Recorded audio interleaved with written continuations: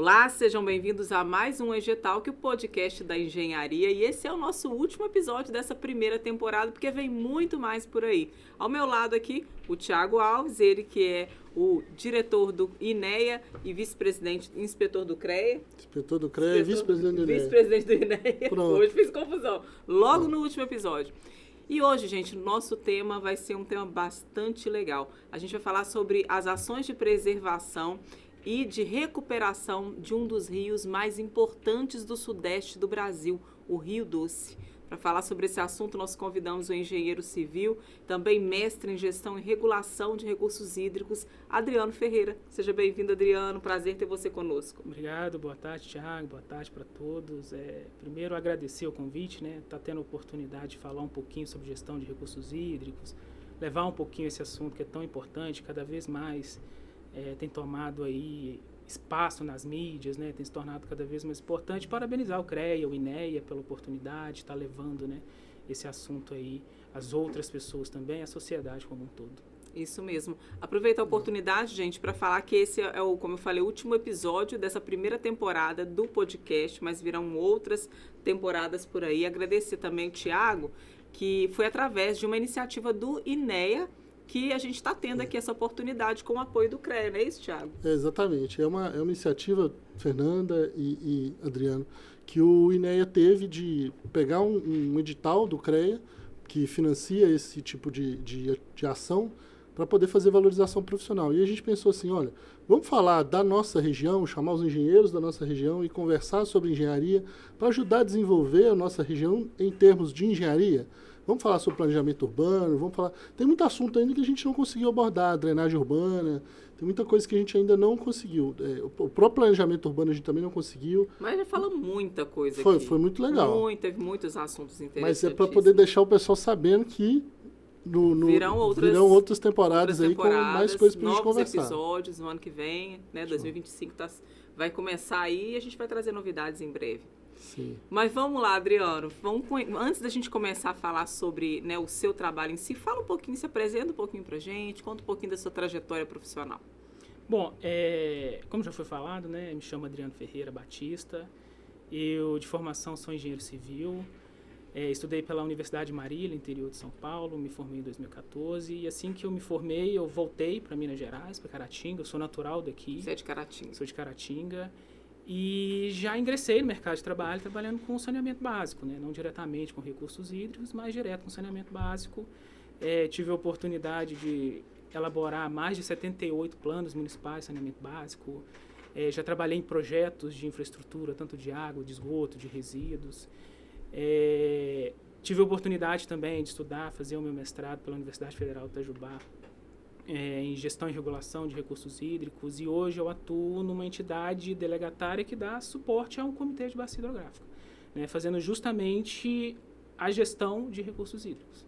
Então, desde que eu me formei, eu tenho atuado nessa vertente aí, e falo para vocês que hoje não me vejo fazendo outra coisa, né? O mundo que a gente tem dentro da parte de recursos hídricos, meio ambiente, é um mundo assim muito grande a ser explorado, então tem bastante oportunidade, tem bastante conhecimento, bastante aprendizado, né, para gente que está nessa área e está podendo falar disso aqui um pouquinho, né, para o pessoal que está nos escutando, abrir um pouco mais a visão, né, do profissional, da sociedade. Principalmente engenheiro civil, né, que às vezes acha que vai trabalhar só com construção, só com construir prédio. Exato, né? Às vezes a gente sai da faculdade com aquela coisa, vou trabalhar com estradas, vou trabalhar com cálculo, e falo para vocês o seguinte, na minha formação eu não tive nada de recursos hídricos praticamente, eu tive uma disciplina de saneamento. Então eu tinha todas as condições para não ir para essa área. Então por isso que às vezes eu brinco, né? Não fui eu que escolhi a área, foi essa área que me escolheu. O que te levou para essa área? Primeiro foi a questão da oportunidade, né? Quando eu retornei recém-formado, né? Às vezes a gente não tem tanta oportunidade no mercado de trabalho, foi a que me apareceu, né? E aí confesso para vocês que tinha um pouco de aversão por não ter tido mais essa vivência dentro da graduação, mas aí com o dia a dia fui acostumando, fui aprendendo, fui vendo a importância que isso tem para a sociedade. Isso. Sabe, eu acho que resumir recursos hídricos, meio ambiente, numa palavra, para mim é sociedade. Sabe, poder ver de perto a importância que isso tem para a sociedade, o quanto de desenvolvimento isso traz para uma comunidade, para um território. Para mim, isso foi o ápice da minha profissão, sabe? Fez com que eu me apaixonasse e persistisse cada vez mais nessa temática. E sempre em termos coletivos, né? Coletivos, exatamente. Sempre em termos plural, porque é a pluralidade mesmo, né? Você não faz o saneamento só para você, tem que fazer para todo mundo. Exatamente, exatamente. Então é um território mesmo que é impactado com isso. Você ter a oportunidade de fazer o bem comum para várias pessoas. Hoje o território da Bacia tem mais de 4 milhões de habitantes. Então, saber que eu faço parte disso, né, levar benefício, desenvolvimento, saúde, educação, com certeza, né, para essa população como um todo, isso é muito gratificante. A gente sabe que são várias esferas, não é só a questão do meio ambiente que a gente está falando. Exato. A gente está falando de economia, sustentabilidade, é um grupo, né, de situações ali que envolvem a questão do rio. E hoje a gente vai falar sobre o Rio Doce, que particularmente é um rio que eu, assim, admiro muito, gosto demais. Sou apaixonada com aquela música do Rio Doce. Você conhece aquela música do Rio Doce? Qual? Não conheço, não. Tem uma música do Rio Doce, essa música acho que é do... Ai, gente, é uma música da MPB, eu vou depois pesquisar o cantor dela, mas eu conheço essa música desde criança. E sempre que ia a Valadares, eu ficava viajando, assim, olhando para o rio, aquele rio muito bonito, né? Ele é muito largo, e eu sempre gostei muito disso. E para mim vai ser um privilégio hoje poder conhecer um pouquinho mais sobre essa importância do Rio Doce, sabe, Adriano? E eu queria que você até começasse me falando um pouquinho, assim, sobre o Rio Doce. A gente sabe que ele tem uma importância econômica, ambiental, para cidades banhadas por ele. Ele também atravessa a Mata Atlântica, né? Ele nasce lá aqui em Minas Gerais e ele deságua lá no Espírito Santo. E eu queria que você falasse um pouquinho da importância dele para a gente, contextualizasse hoje, né? A importância do Rio Doce, a questão da extensão dele também, a área, a abrangência. O Rio Doce, ele tem uma importância muito grande para a nossa região, né? A gente está mais próximo ali do Atlântico Leste. Ele tem aí aproximadamente uma extensão de aproximadamente 850 quilômetros. Ele abrange um território de aproximadamente 85 mil quilômetros quadrados. E ele banha direta e indiretamente, aí lembrando que o Rio Doce, a gente está falando da calha principal do Rio Doce, mas tem os seus formadores também. Né? A gente tem o Rio Caratinga, por exemplo, que é um formador do Rio Doce, o Rio Piracicaba. Então, ao longo dessa extensão territorial, o Rio Doce ele banha direto e indiretamente 228 cidades, sendo que dessa quantidade, 200 estão inseridas dentro do território mineiro. Então a gente tem aproximadamente aí 85% do Rio Doce inserido no território mineiro e os outros 20% na porção capixaba, que é onde há a foz do Rio Doce, no distrito de Regência, né, no município de Linhares. E assim, o Rio Doce, ele é importante quando a gente pensa em questão de sustentabilidade. Aí a gente está pegando tanto o aspecto social, econômico e ambiental. Ele é importante para todas as esferas, né? A questão social mesmo, né? Cultural, né? Da sociedade como um todo. A parte econômica, principalmente, a gente tem uma economia muito diversificada dentro do nosso território. A gente tem desde a mineração, indústria, irrigação, principalmente na porção capixaba ali, que a irrigação ela é muito predominante, saneamento básico. Então, o Rio Doce, ele tem uma importância muito grande, né, no desenvolvimento. Ele tem uma parcela muito significativa no desenvolvimento do leste mineiro, né? Principalmente porque ele é um insumo básico, né, para qualquer cadeia produtiva que tem instalada aqui.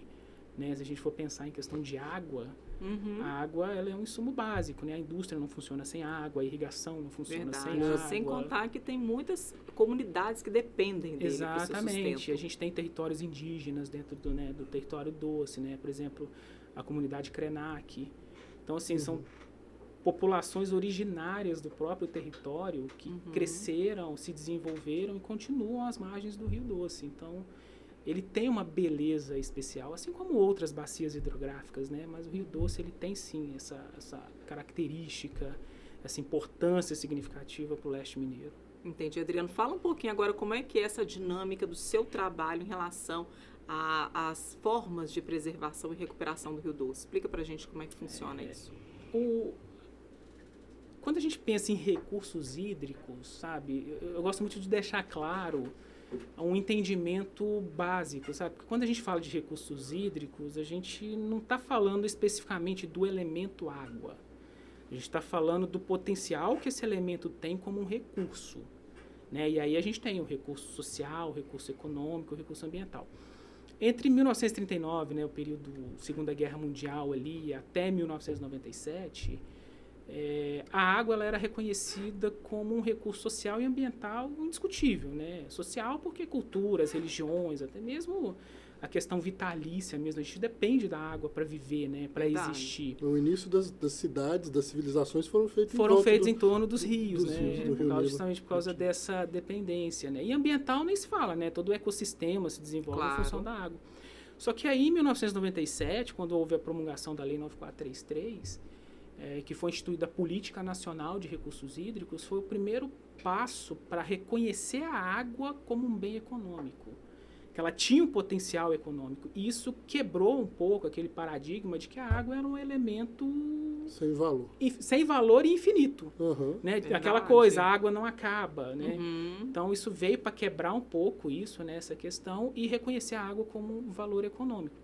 E aí, quando a gente fala em valor econômico, a gente está falando de recurso monetário mesmo, de dinheiro. Né? Então, quando a gente reconhece a água com esse perfil, a gente acaba tendo recursos financeiros que têm o objetivo de preservar, conservar e recuperar aquele território hidrográfico. Né? Então, o meu trabalho ele entra justamente nesse ponto. Né? Hoje, a gente tem a política de recursos hídricos e ela definiu, né? Ela criou o Sistema de Gerenciamento de Recursos Hídricos, que é o que a gente chama de SINGRE. Nessa política, ela definiu ali os agentes envolvidos, né, nessa temática e colocou para eles, né, as determinadas atribuições. E dentro desses agentes, a gente tem o que a gente chama de comitês de bacia hidrográfica, né, que são os parlamentos das águas. Né? Eu gosto sempre de fazer uma comparação entre o Senado, a Câmara e os comitês de bacia. São pessoas da sociedade que ajudam a compor as decisões sobre o recurso hídrico. Exatamente. São pessoas que estão dentro do território, que têm aquele pertencimento, que tomam as decisões. Interessante. Né? Aqui também, Fernando, olha só. Pensa bem, alguém que tem um poder econômico muito grande, ele poderia simplesmente se apropriar da água. Com certeza, por interesses, né? Por interesses próprios. Se não tivesse uma política definindo e se não tivesse agentes dentro do CBH para poder fazer essa definição. Com certeza. O CBH ele é dividido, né? São 5 partes, não é isso? São 6. Na verdade, são 11. São 6 no território mineiro. Ah, não, perdão. E 5 na porção capixaba. Desculpa, é porque eu quis dizer sobre a paridade. Governo estadual... São três. Governo estadual, governo federal, governo municipal, no caso do doce. Isso. No caso na verdade, são 3 segmentos. Esses 3 segmentos, eles se ramificam. Sim. Né? Hoje, os componentes né, dos comitês de bacia. A gente tem o poder público, que é ele que compete a gestão dos recursos hídricos, né? E aí, no caso do Rio Doce, né, que ele é um rio de domínio da União, domínio federal, a gente tem representantes tanto do poder público da União quanto do poder público estadual. Ah, sim. No caso do Caratinga é diferente. Exatamente. Do CBH Caratinga. E a gente tem também os usuários, né, que são aqueles que utilizam a água para suas cadeias de produção, por exemplo, setor de saneamento, irrigação. E a gente tem a sociedade civil, então a gente tem os 3 segmentos. Então, essas 3 esferas, elas compõem a formação de um comitê de bacia, e onde as tomadas de decisão são em conjunto. Né? Justamente para não beneficiar um, prejudicar o outro. Claro. Porque a lei de recursos hídricos ela é clara, né? Ela objetiva a garantia dos usos múltiplos, ou seja, todo mundo tem direito de usar água. A água é um bem de domínio público, ela não tem dono. E com o objetivo de garantir, né, as atuais e as futuras gerações água, e aí falando de água em quantidade e qualidade. E aí, Fernanda, eu entro nesse sistema, né? Porque a gente tem os comitês de bacia, e os comitês de bacia, eles, por si só, eles não conseguem fazer a gestão desse recurso, e aí entram as entidades delegatárias, que é onde eu trabalho.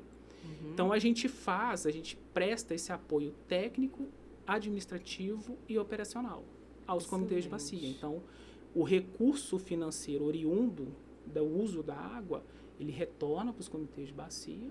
E aí os comitês de bacia, por meio da entidade delegatária, eles fazem a gestão desse recurso financeiro. E aí a gente investe em programas, projetos, Né? Então a gente faz bastante coisa aí com esse recurso que é oriundo da utilização da água. Muito legal, muito interessante. Adriano, deixa mais claro para a gente. Oriundo da utilização da água. Nós estamos falando de quê? De outorga, é isso? Isso. Nós estamos falando, na verdade, de 5 instrumentos de gestão. Quem financia isso? Né, que a política de recursos hídricos ela traz. A gente tem 5 instrumentos de gestão, né, plano de bacia, e aí falando especificamente do recurso financeiro, a gente está falando da outorga e da cobrança. Né? A outorga ela é um instrumento de controle. Né? Então, o Estado, a União, aquele usuário que vai pegar aquela água bruta para fazer a utilização dela para alguma coisa, ele é passível de outorga se atender a alguns critérios. Tá? E aí falando especificamente de outorga, não de uso significante. Então, aquilo que é acima de 1 metro cúbico diário, se não me falha a memória, tá? E são dados que às vezes escapam da gente, é passível de outorga. Então, o usuário ele paga para poder ter o direito de usar aquela água. Entendi. Então, aquele recurso que ele paga para poder usar, e aí usuário de qualquer finalidade. Aí a gente tem irrigação, saneamento, né? O próprio município, um proprietário, né? Que vai ali perfurar um poço, tem uma vazão alta, ele precisa estar outorgando para ter o direito de utilizar aquela água. E aí todos esses usuários, quando eles pagam esse recurso vai para a União e ele retorna 100% para o Comitê de Bacia. E aí esse recurso, desses 100%, 7,5% é destinado à manutenção da entidade delegatária, as questões administrativas, e 92% é utilizado para poder investir em programas e projetos. Então, quem financia isso? Né? De onde vem o dinheiro? Da sociedade. O dinheiro ele é público. Né? Então, ele retorna justamente para ser investido em benefícios ambientais para a conservação e melhoria de vida da sociedade dentro daquele território. Dentro da bacia. E normalmente é voltado para recurso hídrico, né? Exatamente. E quais são esses projetos hoje que vocês têm? Hoje nós temos um plano de bacia, né? Nós acabamos de revisar o plano de bacia, lembrando que o plano de bacia ele é um dos instrumentos de gestão, né? Que a política traz. A gente tem 5 hoje, né? Que é o plano de bacia, o enquadramento, a outorga, a cobrança e o sistema de informações de gestão de recursos hídricos. Ambos eles se complementam, né? Então, o plano de bacia, por exemplo, ele dá diretriz para a criação da outorga, para definir os mecanismos de cobrança, para delinear o enquadramento, definir algumas questões em relação ao enquadramento. Então, dentro da elaboração desse plano de bacia, os comitês priorizam algumas ações. Né? Lembra que o comitê é quem define tudo que acontece aqui dentro. Então, ele que tem esse poder de decisão. É um colegiado, no caso do DOCE, são acho que mais 70 conselheiros, né, dentro daquelas 3 esferas. E aí, mediante ao diagnóstico da bacia, né, o que a gente identificou na bacia, qual a situação que a bacia hidrográfica está hoje, a gente caminha para a priorização de alguns programas e alguns projetos. Então, hoje, o comitê está muito forte na parte de saneamento básico. O diagnóstico da bacia, durante o processo de revisão do plano, ele mostrou que menos de 18% do esgoto que é coletado na bacia recebe tratamento. Menos de 18%. Menos de 18%. Isso conforme os dados do SNIS, né, divulgados em 2022. Então, identificou um potencial, né? Vamos resolver a questão do saneamento básico. Então, direcionou hoje a parte desses recursos para a questão do saneamento básico. Aprimorar mecanismos de outorga, aprimorar mecanismos de cobrança. O DOCE hoje, para você utilizar a água que sai do Rio Doce, né, que verte ali para o Rio Doce, você precisa pagar para poder utilizar. E hoje essa tarifa está defasada.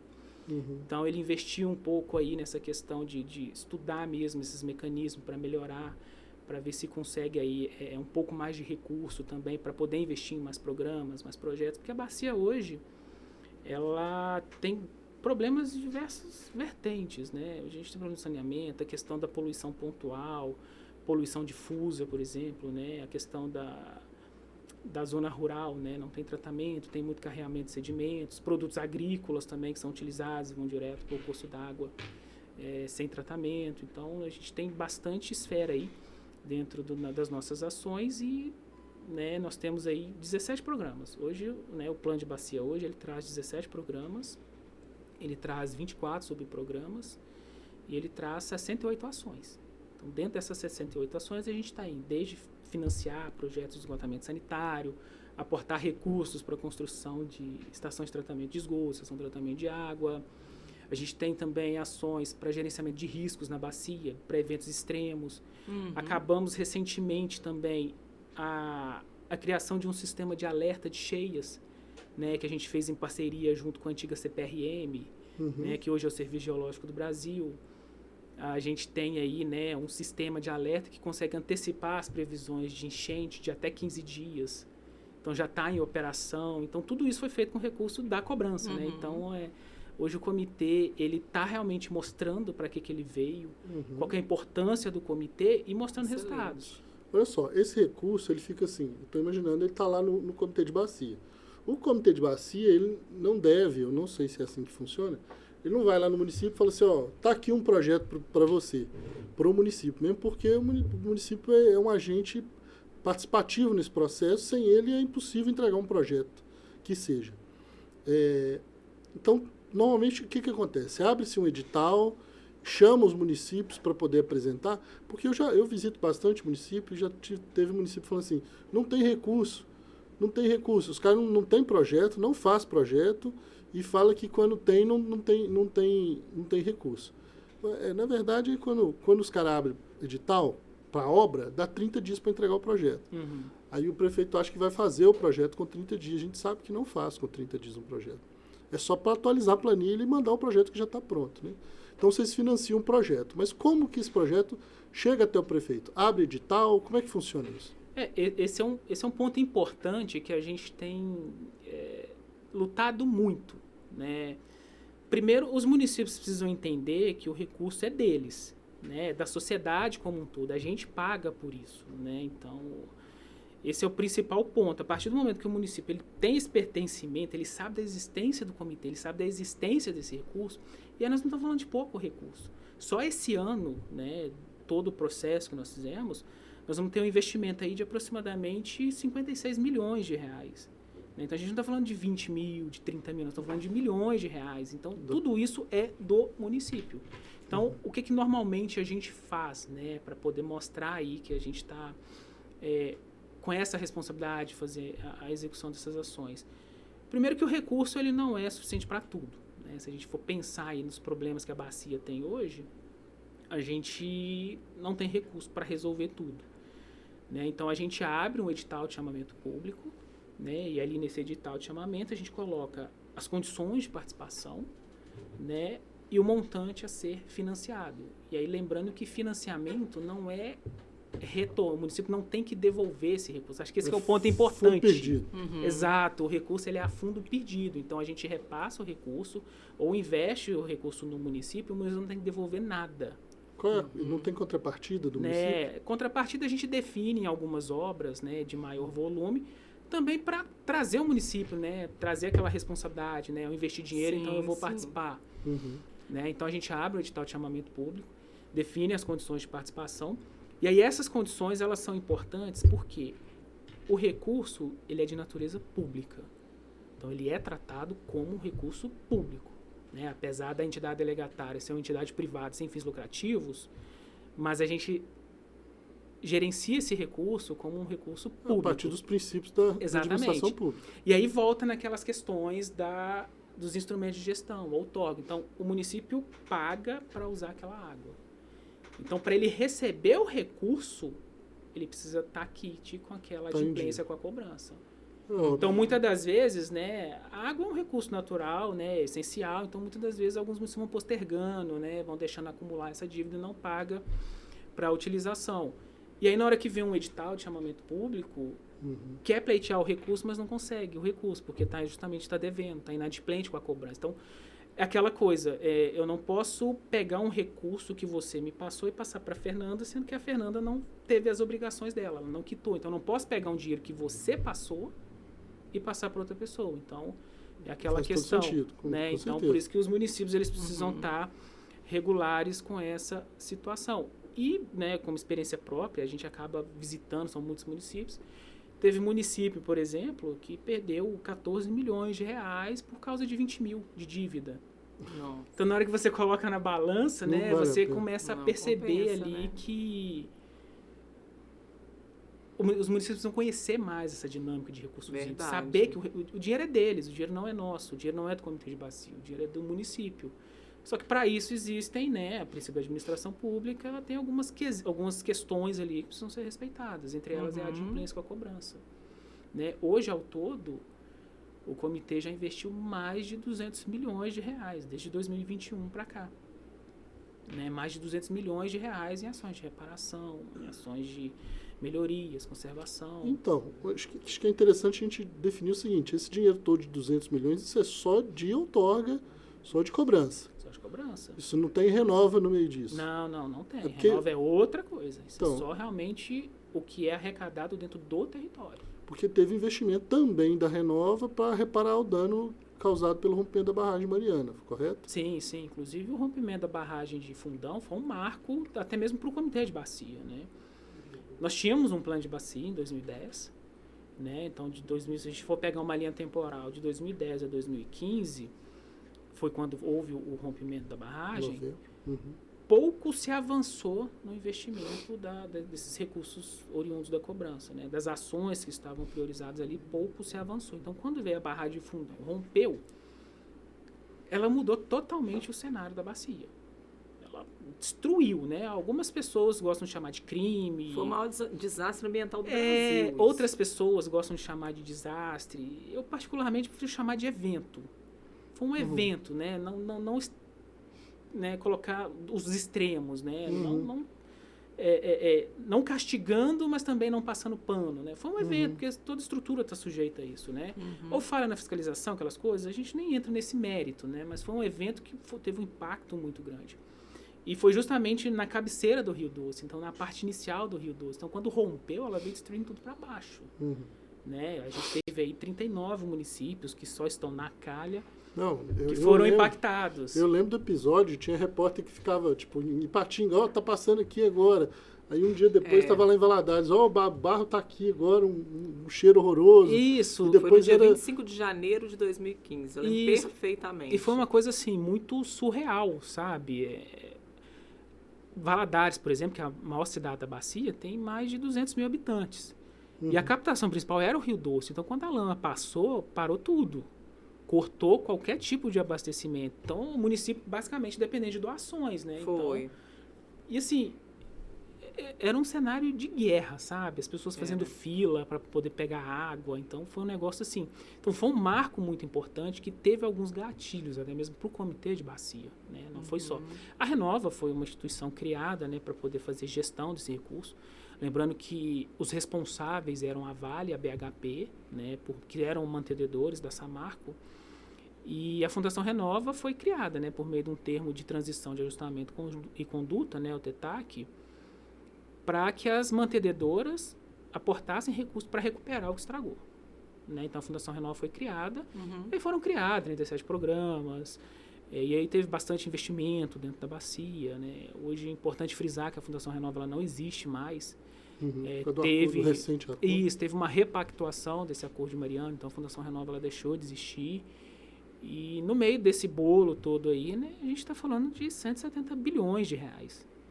Bilhões de reais, é muito dinheiro, sabe? Se você for pensar no montante monetário, é muito dinheiro para poder fazer muita coisa. Aí, Adriano, olha só, o que eu penso? Quando houve a discussão sobre o marco regulatório, eles estavam falando assim, olha, nós precisamos de 503 bilhões de reais para universalizar o saneamento no Brasil. 503 bi. E aí eu falei assim, bom, beleza, até 2033 era o que o Marco estava falando, e o Marco é de 2022. 2022 até 2033 seriam 11 anos. 53 bilhões em investimentos em saneamento em 11 anos. Meu irmão, não tem, aí eu já pensando assim, não tem empresa de saneamento para elaborar projeto para tanto recurso. Não tem no Brasil. No Brasil não tem, a gente não está preparado para isso. Aí vamos lá, então tem, os projetos vêm de fora, vai sair os projetos. Não tem empresa de saneamento suficiente para executar tanto recurso. Não cabe na minha cabeça ter tantos profissionais preparados para trabalhar com isso. Foi uma ideia que saiu da cabeça de alguém e falou assim, não, vamos. Até mesmo era um argumento para poder privatizar o sistema de saneamento, falando que o governo não investe o tanto que seria necessário para poder universalizar o sistema. Mas, assim, eu queria aqui mostrar um gatilho para o engenheiro que acompanha a gente, que existe muita oportunidade nesse meio, né? Nós estamos falando aí que vocês gastaram 50 milhões. 56. 56. Só esse ano. Esse ano, aqui na Bacia do Rio Doce, a Samarco, através da Renova, investiram mais, acho que 38 bilhões.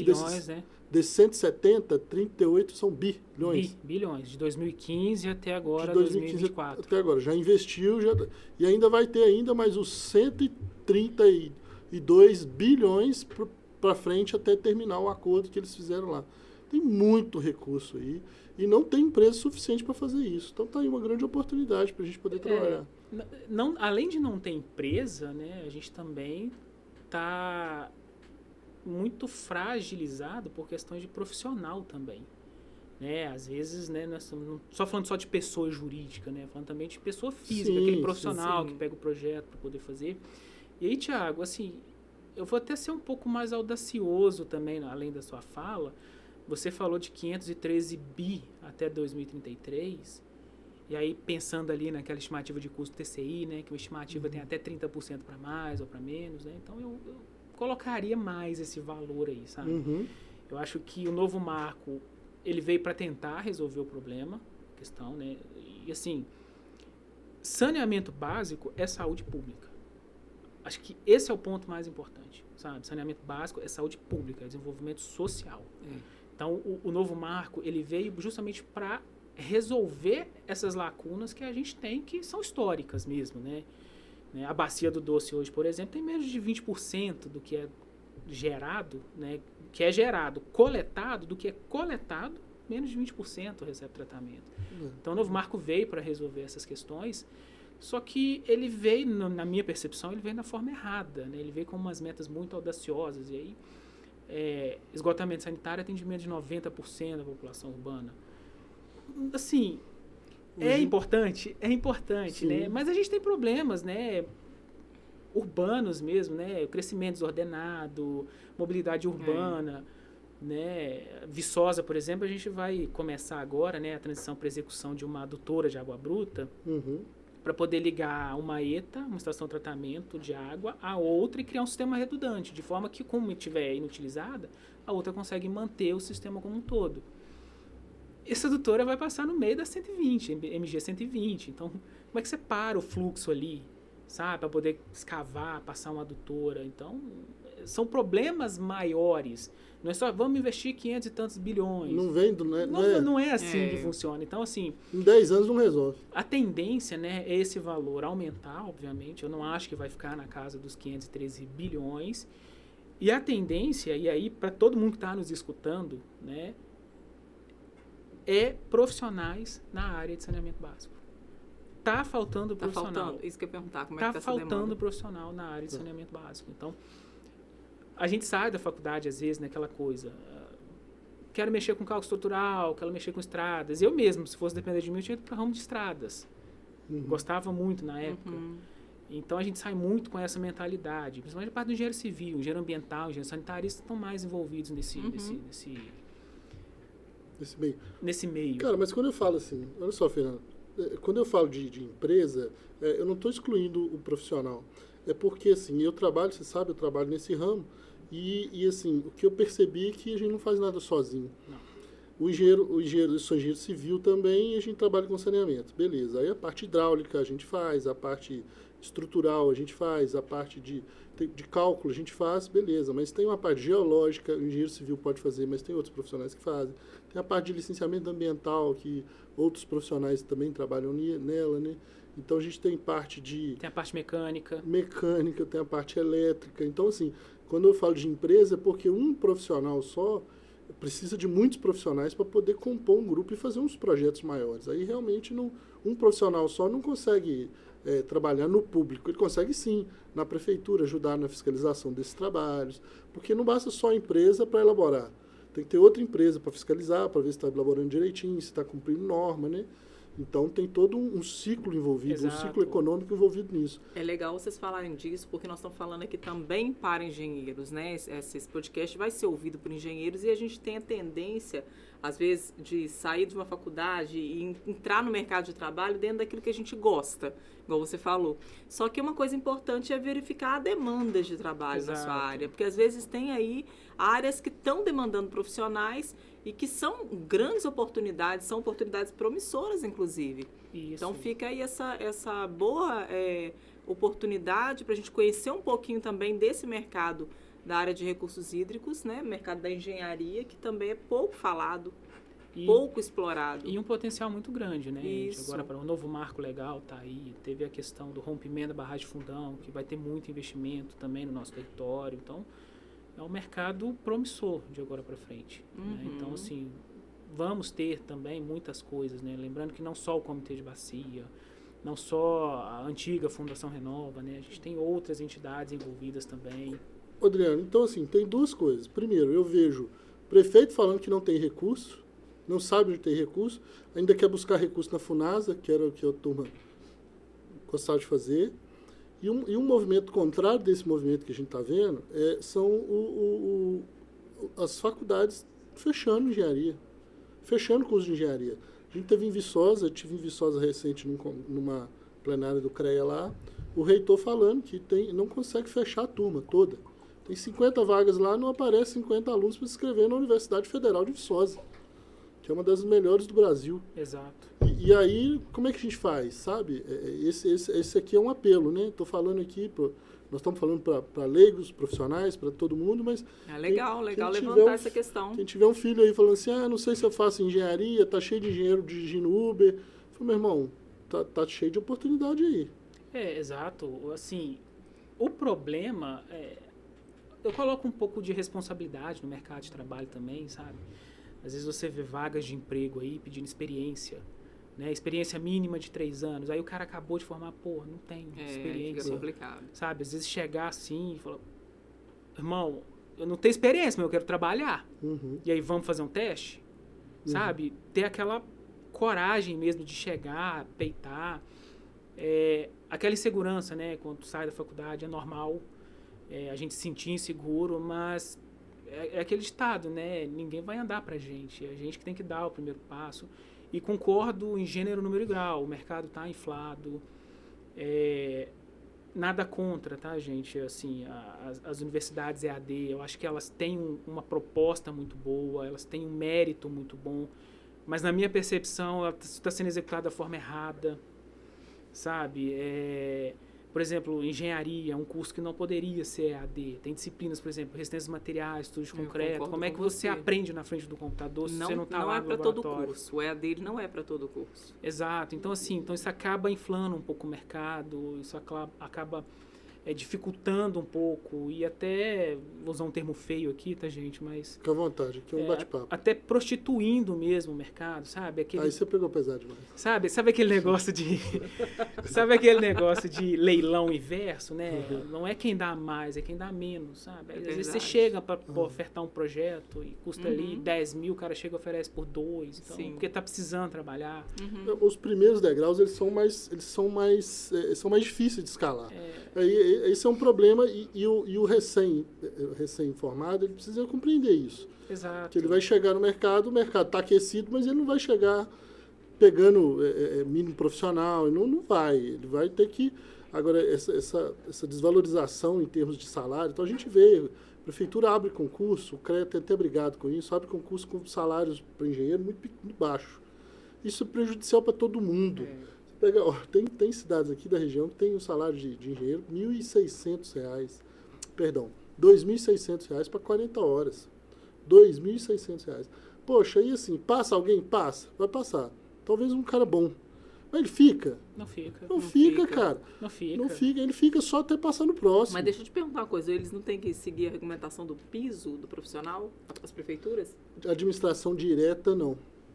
Eles têm lá na Constituição, já foi feito muita discussão, então a administração direta, a administração pública direta não precisa. Agora a pública indireta precisa. Por exemplo, Copasa paga salário mínimo profissional, então tem uma lei para poder fazer, empresas privadas, Quando a pessoa é engenheira, ela está lá registrada como engenheira, tem que pagar o mínimo profissional para ela. E aí lembrando, né, que ser engenheiro é emitir a anotação de responsabilidade técnica. Então, quando você está registrado como engenheiro, Verdade. todo e qualquer serviço que você faça, você precisa emitir RT. Então, quando você emite RT, aí sim você pode falar que você está exercendo. Qual é o problema do mercado? Muitas das vezes o profissional ele entra no mercado como analista, como auxiliar de engenharia, né? Faz todo o serviço de engenheiro, mas não emite RT. E aí o contratante fala, não, ele não é engenheiro. Ele não exerce a função de engenharia. E essa questão do piso, ela é um pouco complexa, porque entra muito no mérito também do acordo, sabe? Eu tenho para te pagar isso. Você quer? Quero. Você não pode, ninguém pode me prejudicar, você quis isso. Então isso entra numa seara um pouco mais delicada, sabe? E eu concordo contigo, Thiago, quando você falou, né, que o profissional, quando ele é recém-formado, ele precisa entrar no mercado de trabalho. E eu tenho um ditado que é o seguinte: recém-formado não está na hora de ganhar dinheiro, está na hora de aprender. Está na hora de ganhar experiência. Exatamente. Bater na mesa do contratante e falar, eu quero aprender. Sabe fazer? Não, mas eu vou me virar. Está na hora de realmente ter essa postura e encarar o mercado. 5, 6, 7 anos ali, que já tem um grau de experiência, aí sim ele começa a verter para outros caminhos. O problema é que a gente não está tendo isso nem no começo, né? E hoje em dia está tudo muito imediatista, né? As pessoas estão muito imediatistas. Não sei se é o Instagram que está fazendo isso com a gente, esses Reels, TikTok, tudo é para ontem. Aí a pessoa quer entrar no mercado e ganha R$10 mil por mês, meu irmão. E assim, até as próprias universidades, as próprias faculdades, principalmente Eles as privadas, isso, elas vendem isso, né? O cara vai para engenharia, você vai sair ganhando no mínimo 10 mil, que é o piso do engenheiro, né? Quando na verdade não é. Aí acaba inflando ali, às vezes a pessoa nem tem dom, nem tem vocação, ou às vezes não quer realmente, sabe, aprender aquilo ali. Mas tem mercado? Tem. Mercado tem. E eu falo para vocês, com experiência própria, saneamento, recursos hídricos, o mercado está muito promissor. Muito promissor mesmo. Nós estamos falando de bilhões de reais a serem investidos. Obviamente que a gente está falando, né, do novo marco legal pulverizado no país todo. E aí o novo marco legal trouxe a questão da iniciativa privada, que melhorou um pouco isso também, sabe? Eles estão vindo, estão investindo, estão otimizando, estão automatizando todo o processo. Valadares mesmo, recentemente, passou por um processo de concessão. Quem assumiu lá agora foi a EGEA, a iniciativa privada.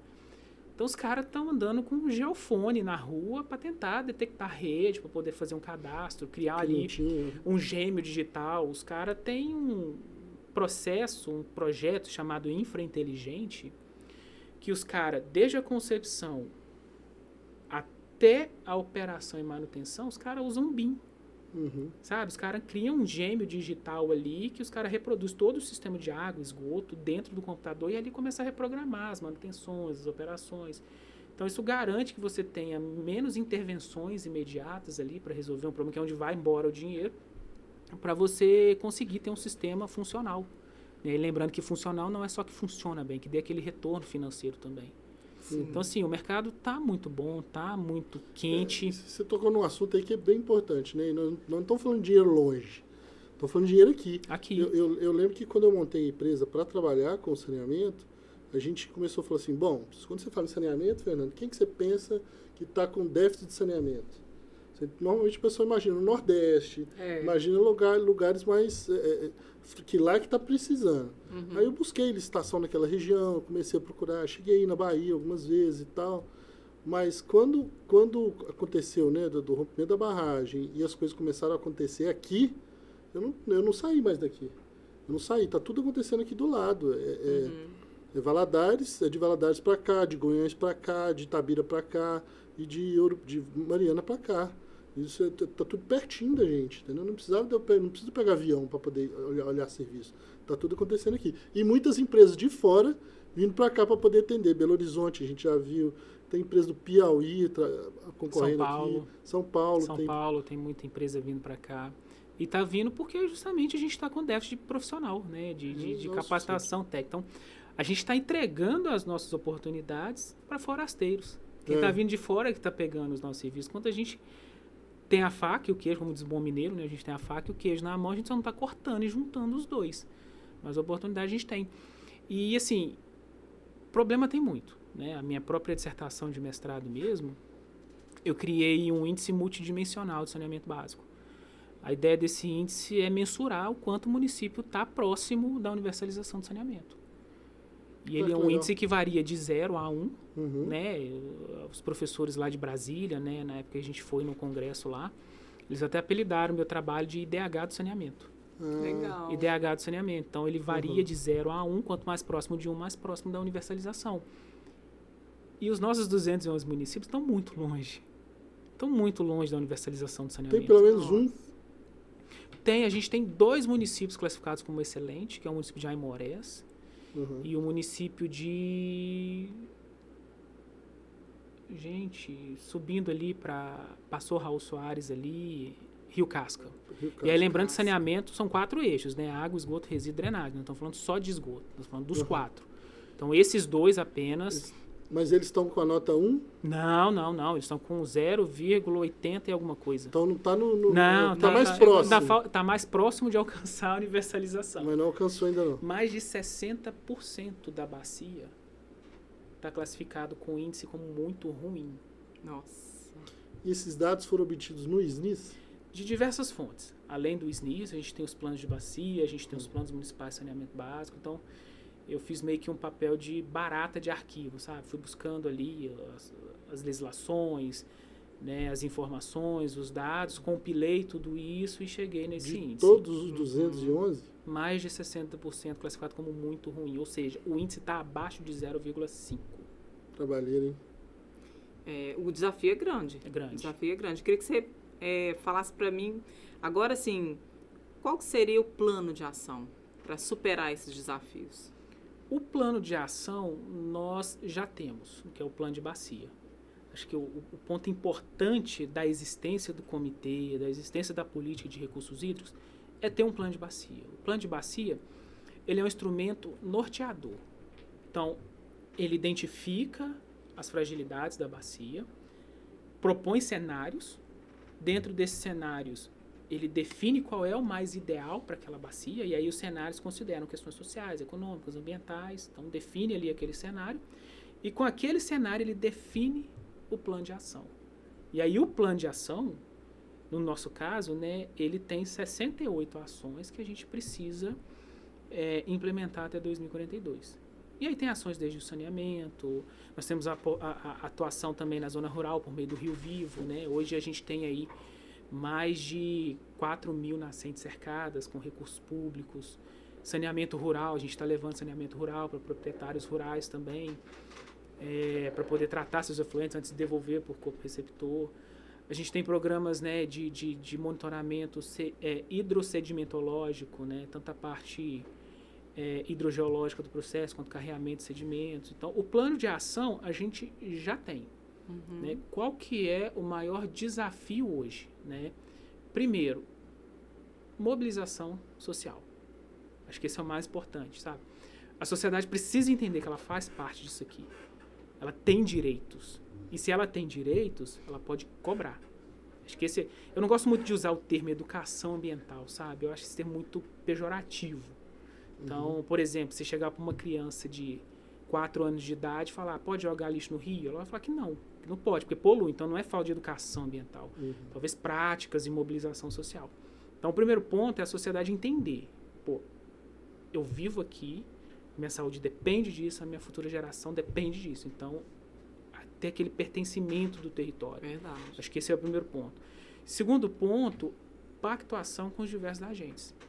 Hoje está menos, né? O comitê está fazendo esse processo, essa interação entre os diversos agentes, mas trabalhar em conjunto é importante. E aí eu estou falando de usuários, poder público, sociedade civil, né? Todo mundo entender, né? Cada um deixar de puxar a corda para o seu lado. O meu é mais importante. Não existe. O mais importante é o território, é a água.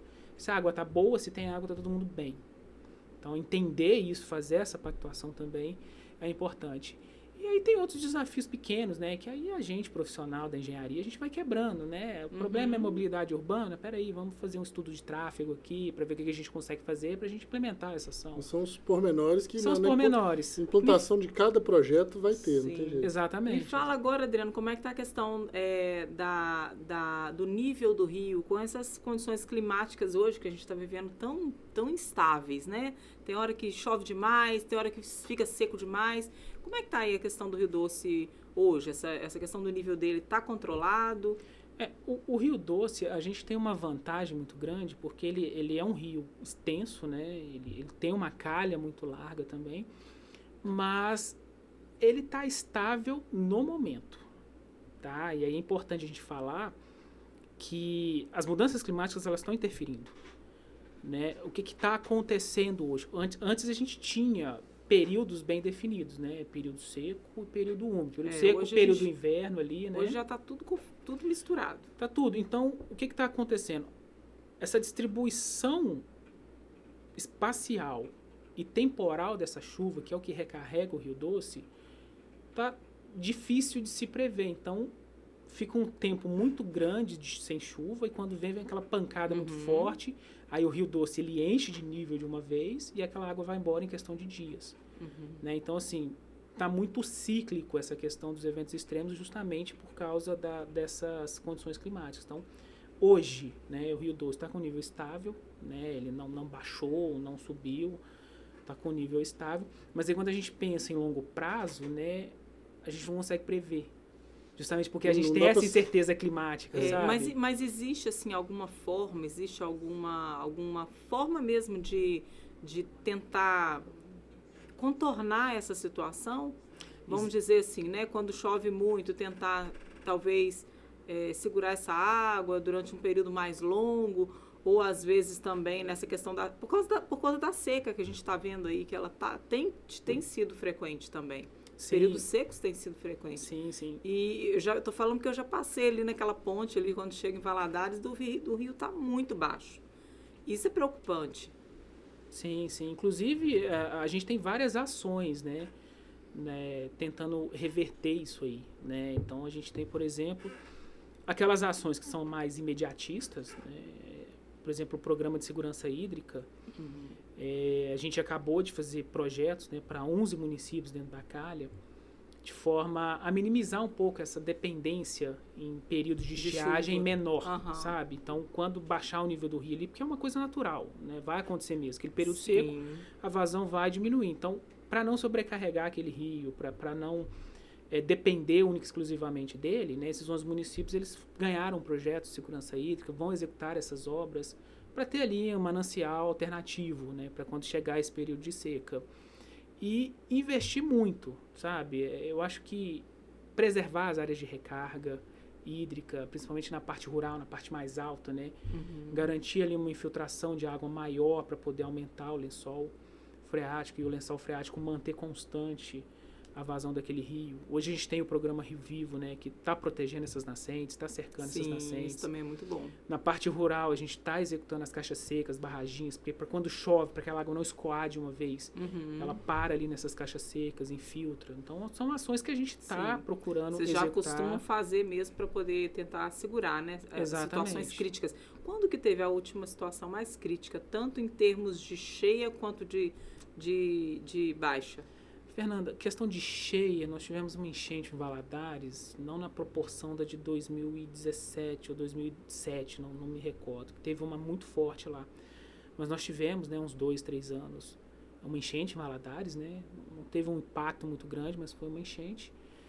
E questão de escassez hídrica, Valadares especificamente, ela não sofre tanto, porque o Rio Doce, por mais que ele reduza muito a sua vazão, ainda é muito grande. Ainda é muito grande. Então, ele tem, e agora a gente tem a captação também alternativa no Rio Corrente Grande, então a gente tem 2 fontes ali.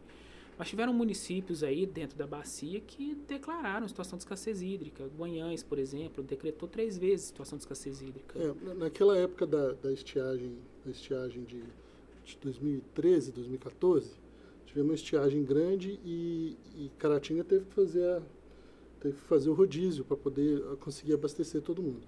Nesse período, a gente teve uma discussão, nós como sociedade tivemos uma discussão, tanto é que a Copasa fez uma captação alternativa passando Piedade de Caratinga, você lembra? Teve uma polêmica danada. Foi qual ano? Foi 2016, 2017, eles começaram a trabalhar o projeto, mas eu acho que executar mesmo, não sei se foi em 2018 ou 2019, que nós fizemos uma captação, nós digo Caratinga, né?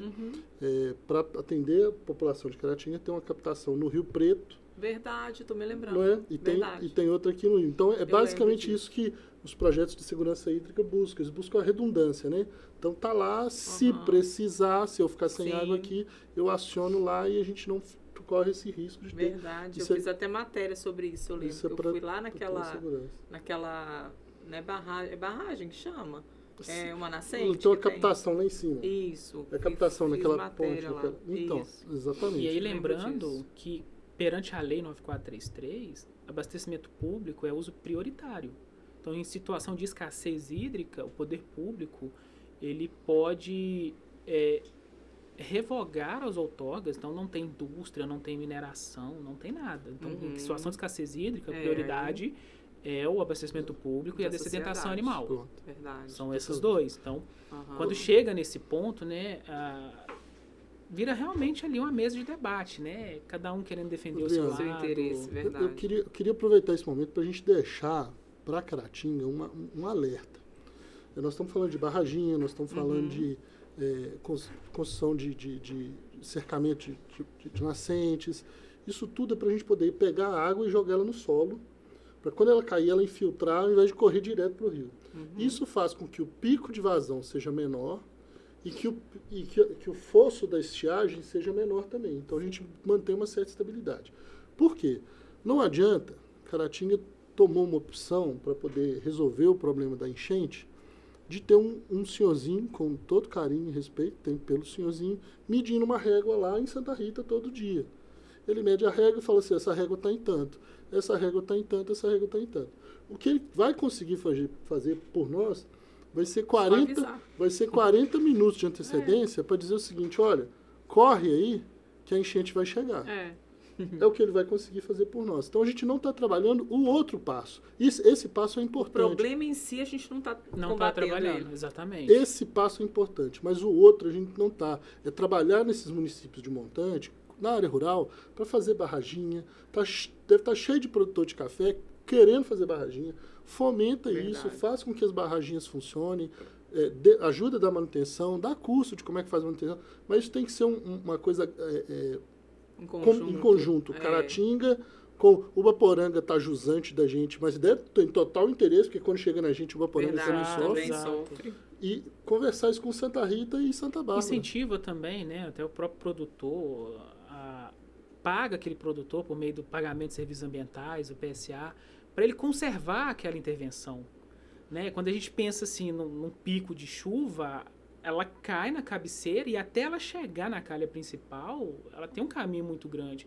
Então, o que precisa ser feito é segurar essa água antes que ela chegue. Verdade. Né? E aí vem as barraginhas, vem a proteção de nascentes, né? O reflorestamento. E incentivar esse produtor por meio do pagamento de serviço ambiental é uma alternativa, é uma lei federal. Então, e Caratinga tem uma lógica agora, assim, perversa, vamos colocar assim, que é de cortar as árvores. No meio urbano a gente tem visto isso. Já reparou? Eu cresci na Rua 15 de Novembro. Tá triste, viu? Quando você não vê árvore mais lá na rua. Eu cresci lá também. Não foi? Você não vê. Ó, vamos olhar aqui a Ana Pena de Faria. Cortaram as árvores. Não adianta ter área permeável. A árvore, ela melhora o microclima local, aumenta o tempo de abstração da água. Então, assim... A própria praça da estação. Fizeram uma praça e tiraram todas as árvores da praça e botou só concreto. Tá, gente, nós precisamos discutir sobre isso. A gente precisa melhorar isso. Isso não pode ficar desse jeito. E aí, a questão da enchente em Caratinga, na minha visão, eu não quero ser pessimista, eu só estou tentando alertar, né, o pessoal que puder escutar a gente e entender. É uma questão de tempo. A enchente em Caratinga é só uma questão de tempo. Aconteceu em 74, aconteceu em 2003... 2002 e 2003. Foram 2 anos seguidos. 3 e 4. Isso, 3 e 4. 3 e 4. Que foi no janeiro de 2003 e janeiro de 2004. 2004 foi um ano menor, porque fizeram a dragagem e foi 1 metro. foi 1 metro menor, 2004. Eu lembro direitinho, meu pai era secretário de Meio Ambiente em 2003, 2004 já era outro. Gente, é só questão de tempo. E aí a gente precisa entender quais as ações estão efetivamente sendo feitas. Isso está sendo estudado. A gente não tinha pontos de monitoramento, passamos a ter, lá em Santa Rita mesmo. A gente não tinha monitoramento de nível da água, passamos a ter na praça, ali sabe aquela ponte da Avenida Catarina Simini? Sim, sabe? sim. Do lado ali tem um botequinho ali, tem um poste do Semadem. Tem um poste do Semadem com uma câmera, parece uma câmerazinha virada para baixo. Uhum. Passaram com o gabião em cima de onde o negócio fica. Então precisa mudar aquilo, não deve estar funcionando. Então, assim, são pontos de monitoramento que a gente precisa voltar a ter, para ter mais estudos sobre a bacia em si, para ver se a influência é urbana ou se é montante. Eu acredito que quando ocorreu as enchentes foi montante, foi Santa Rita e Santa Bárbara que choveu bastante, e principalmente, não adianta chover num dia só muito. Foram tipo 5, 6 dias chovendo, e aí teve um dia que deu uma pancada maior, aí acabou de transbordar. Só questão de tempo. O que a gente precisa trabalhar é justamente a mudança de mentalidade da gestão pública, sabe? Porque evento extremo tá aí, né? A gente tem a meta da ONU aí de reduzir 1,5 grau até não sei quando, enfim. A gente tem essas metas aí, né? Mas a gente precisa aprender a trabalhar, e aí tem que vir de cima, tem que vir do gestor público, a antecipar isso e prevenir. E não resistir, sabe? Não adianta eu pensar numa dragagem ou numa estrutura, sendo que ela só vai funcionar quando a água chegar ali. Não é melhor eu começar a pensar em evitar essa água de chegar ali? Você pulveriza a solução. Exatamente. Com várias soluções pequenininhas. Exatamente. E assim, a gente sabe, né? Segurança pública é importante, saúde pública é importantíssimo, educação, então, nem se fala, né?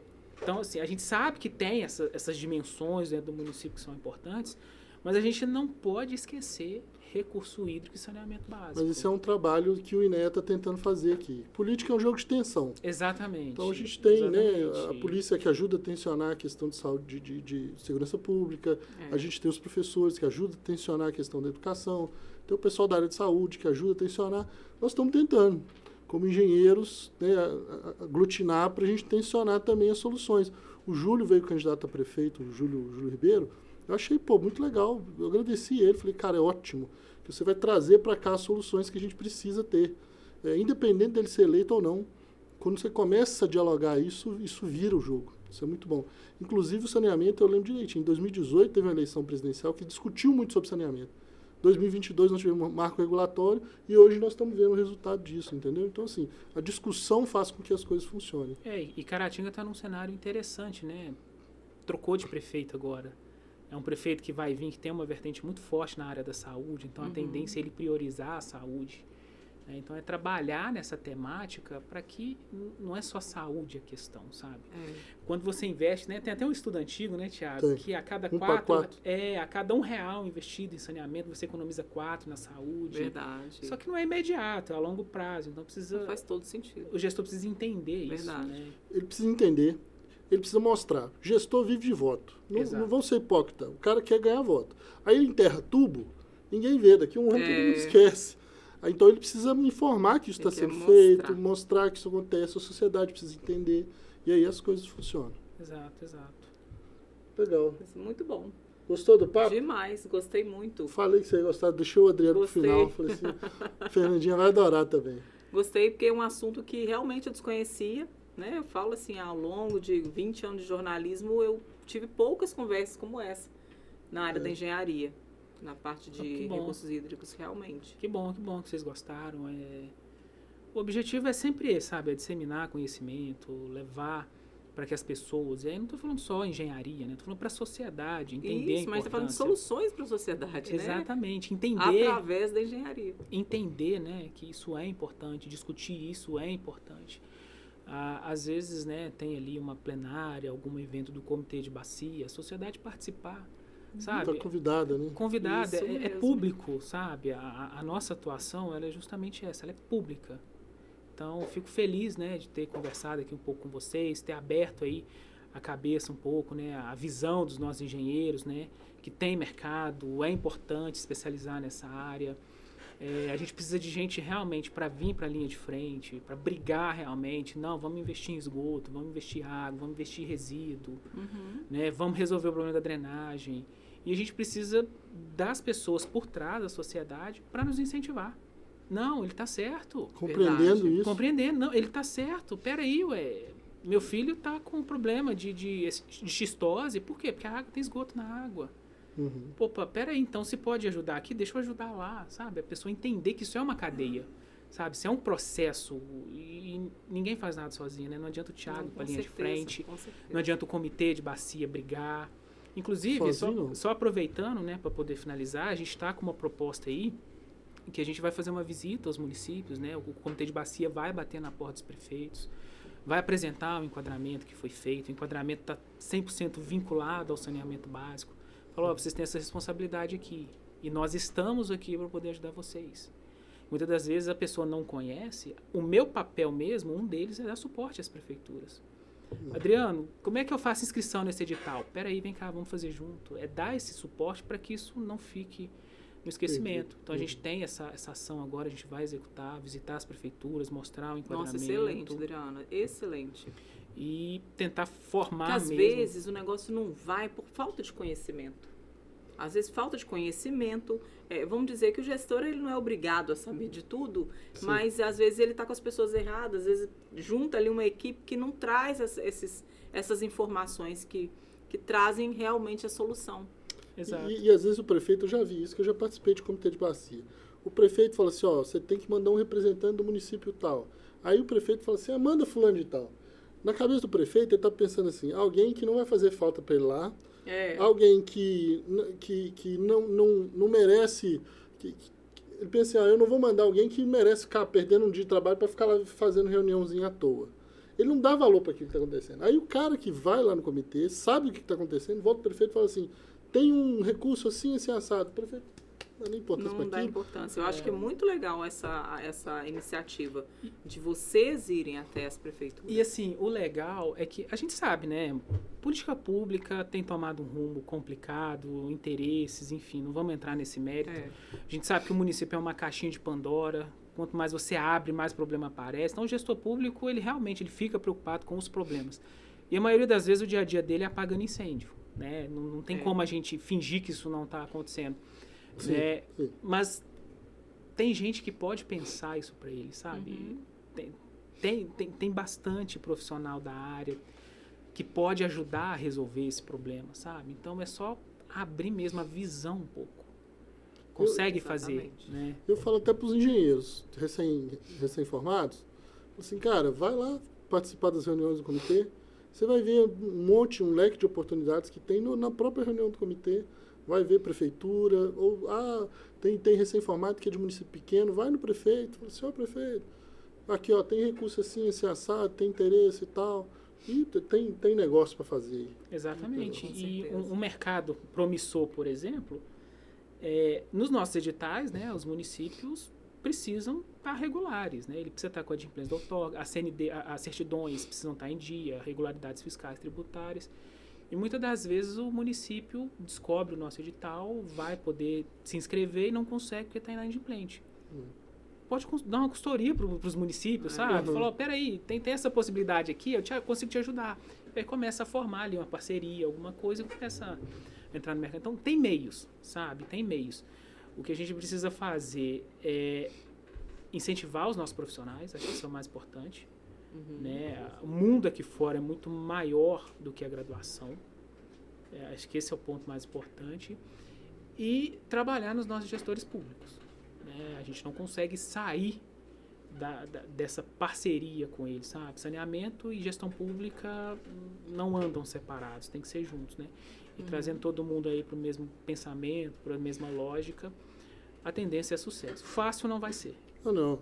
O desafio é grande. Mas, se fosse fácil, não precisaríamos pagar para resolver o problema, né? Essa que é a verdade. Se fosse tudo perfeito, não teria emprego. Isso mesmo. Faz parte. Adriano, muito obrigada, viu? Gostei demais desse bate-papo. Tenho certeza que o pessoal que está acompanhando também esse episódio está muito satisfeito com essas informações, com todo esse conhecimento que a gente conseguiu explorar nesse bate-papo aqui hoje. Tiago, mais uma vez eu te agradeço também pela sua participação comigo, né? Pela sua ajuda aí na condução da entrevista, sempre trazendo um conhecimento a mais para agregar um conhecimento técnico na área da engenharia, que também nos ajuda bastante a entender melhor. E agradecer também a oportunidade, né, por mais esse episódio. Esse que é o último, né? Esse é o último dessa temporada. Último dessa temporada, tá? Vem novas temporadas, virão novas oportunidades também. Sim, com certeza. Quero agradecer e falar para vocês que foi uma ótima oportunidade para mim estar aqui conhecendo um pouquinho mais do mundo da engenharia. São conhecimentos que eu vou levar para a vida. Que legal, Fernanda. Legal. E olha só, queria aproveitar a oportunidade de agradecer o Adriano. E, assim, falar de saneamento, para mim, eu sou apaixonado, trabalho com isso. Meu pai me ensinou isso desde... depois você pesquisa sobre o Comitê de Bacia Hidrográfica do Rio Caratinga. Meu pai foi um dos primeiros do Brasil. E meu pai era pioneiros. E meu pai era um dos fundadores desse... Poxa, que legal. Junto com Pedro Paulo, como é que é o nome? Pedro Paulo, sim, pescador e tal. Aquela galera estava todo mundo junto e trabalhando pelo comitê quando não tinha dinheiro, quando não tinha nada, né? Aí depois que começou a ter cobrança e tal, então eu sou um apaixonado. E assim, o Adriano virou um amigo, porque desde antes de saneamento ainda já era amigo, e depois começou a trabalhar com isso, falei, cara, você precisa estar lá com a gente, e veio no último episódio, foi bom até para fechar com chave de ouro. Fernando, olha, obrigado você por ter aceitado o desafio de estar com a INEA, com a gente aqui para conversar e trouxe esse profissionalismo jornalístico aqui para o processo, isso é muito importante. Muito obrigado. Eu que agradeço demais pela oportunidade mesmo e poder estar aqui recebendo conhecimentos, como eu já falei. E Adriano, muito obrigada. Suas considerações finais também? Eu fico muito feliz, tá, de ter podido, né, contribuir um pouco, levar um pouquinho mais de conhecimento. Agradecer você, Fernanda, Tiago, estender novamente os parabéns ao INEA pela iniciativa, ao CREA, né, pelo incentivo do projeto. Agradecer a todos, né, que estão aí nos ouvindo, que disponibilizaram esse tempinho. E se ficaram curiosos, né, a gente tem lá o nosso site do CBH Doce, nós temos o nosso site da AG Doce, temos as redes sociais também, temos o Instagram do CBH Doce, LinkedIn, qual que é o Instagram? Facebook, aí você me apertou, Fernando. Instagram, porque eu não tenho. CBH Doce. É CBH Doce. CBH Doce. E aí sim, ficaram curiosos, entrem lá, tudo que a gente faz, tudo que a gente está em proposta para poder fazer, tá lá. Quando sai chamamento, tá tudo disponível nos sites, então fico muito agradecido mesmo pela oportunidade. CBH Doce, AG Doce, está à disposição, né, de todo mundo que está nos ouvindo. E é isso aí. Obrigado mais uma vez. Adriano, nós que agradecemos. Eu queria agradecer também o Edgar e a turma dele aqui, do CaraCast, que cedeu para a gente o estúdio e atendeu aqui a expectativa nossa, sempre com muito profissionalismo. Obrigado mesmo, viu, Edgar? Tamo junto. Quando o pessoal vier aqui falar mal do CREA, toda vez que vier aqui falar mal do CREA, você lembra eles. Assim, ó, o Thiago vem aqui de vez em quando e fala, e o CREA tem feito o que é possível. Verdade. Obrigada aí, pessoal do CaraCast mesmo. E é só pra gente encerrar, eu tinha falado da canção do Rio Doce, já pesquisei aqui para depois vocês escutarem. Chama Rio Doce e é do Tavinho Moura. Música. Ela é muito linda. É uma música meio poema. Mas é muito legal. A gente já deve ter escutado ela, com certeza. Tavinho Moura, ele é mineiro, ele fez essa homenagem mesmo ao Rio Doce. Muito bonita essa música, ela é muito antiga. Inclusive o Rio Doce fez aniversário agora, dia 13. Último dia 3 de dezembro agora foi aniversário do Rio Doce. Quantos anos? Muita raça, viu? Muita raça, viu? 3 milhões, 550 existe uma história aí, né, que quando os desbravadores chegaram nessa região, né, a primeira vez que eles identificaram o rio, né, beberam daquela água, sentiram que era uma água doce, aí deram o nome, né, de Rio Doce. Por isso que chama Rio Doce. Por isso que chama Rio Doce. Olha que legal. Então, mais uma coisa que eu não sabia. E foi justamente no dia 13 de dezembro. Agora, legal. De quando é outra história, né? Tem milhões de anos aí, né? Se foi idade assim, mas eu acho que o descobrimento dele... pode ser que tenha sido depois da civilização aí de Portugal e tal, né? Que deve ter sido depois de 1500 para cá, porque antes parece que o Brasil não existia antes, né? Na verdade existia. É possível até que os índios tenham colocado o nome de Doce, mas eles não tinham o calendário. Inclusive a gente tem uma campanha, né, de mídia, a nossa assessoria de comunicação, né, seja um agente do Rio Doce. Rio Doce, um rio de todos. Então vocês pesquisam, né, o pessoal pode pesquisar na internet, né, fazer parte dessa cadeia, desse processo. Muito legal. Então é isso, gente. Obrigada a todos vocês. Vamos encerrar então esse episódio. Mais uma vez agradecer a você que nos acompanhou ao longo desses episódios, dessa temporada. E a gente se vê mais pra frente, agora em 2015, se Deus quiser. Um grande abraço a todos e até lá.